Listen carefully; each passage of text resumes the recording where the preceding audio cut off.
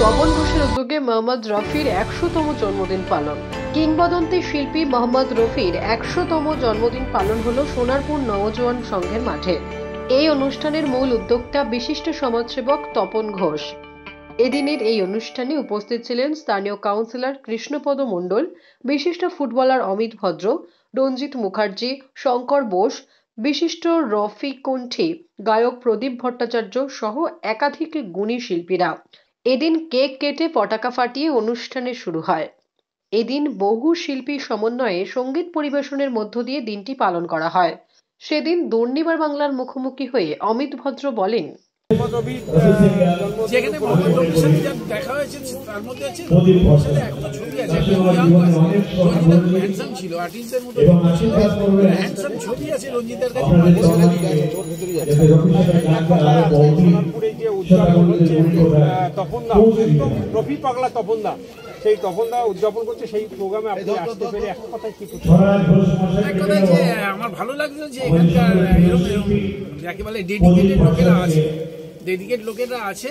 আমি বলবো যে সেই সব লোককে সবাই উচিত, অঞ্চলবাসীর উচিত তার সাথে থাকা, তাকে সাহায্য করা, কারণ তার ইচ্ছে যেগুলো বোঝা যাচ্ছে সেগুলো ভালো জিনিস। কারণ একটা গানের চর্চা যদি অঞ্চলে যদি ছড়িয়ে দেওয়া যায় তাদের ক্ষতি হয় না, ফলে সমাজের উপকার হয়। এখানে কাউন্সিলর আছে কৃষ্ণ, আমি চাইবো এর সাথে সাথে ফুটবল খেলাটাকেও বাঁচিয়ে রাখুন, তাহলে দেখবেন আর্টিস্ট ফুটবলারের যোগাযোগ আবার হয়তো পুরনো ফিরে আসবে, পুরনো আগের দিনের মতো ফিরে আসবে। ধন্যবাদ। একদম কৃষ্ণদা, আপনার ওয়ার্ডে তপন ঘোষের উদ্যোগে এই মোহাম্মদ রফি শতবর্ষ পালিত হচ্ছে, উদযাপন হচ্ছে, সেখানে একদম তারকা খচিত, যেখানে রঞ্জিতদার মতন ফুটবলার উপস্থিত হয়েছেন, অমিত মতন ফুটবল উপস্থিত হয়েছেন, ফুটবলার কি বলবেন? আজকের দিনটা স্পেশাল ভাবে মনে থাকবে যে তপনদার রফিকের মনোমুগ্ধ একজন সঙ্গীত শ্রোতা, গানে পাগল, তার উদ্যোগে রঞ্জিতের মতো ভারতবর্ষের প্রখ্যাত ফুটবলার এসছেন, অমিত ভদ্র এসছেন, এবং এত ভালো ভালো শিল্পী যারা রফিকের সঙ্গে গান করেছেন, করেন, রফিকের গান করে বিখ্যাত হয়েছেন, তারা আজকে এসছেন। আমি সে কারণে বিশেষ করে তপনদার জন্য এবং সবাই উৎসাহিত হোক। আজকে একটা বিখ্যাত মানুষের জন্মদিন পালিত হচ্ছে, আমরা খুব খুশি এবং আমরা তাকে শ্রদ্ধা জানাই।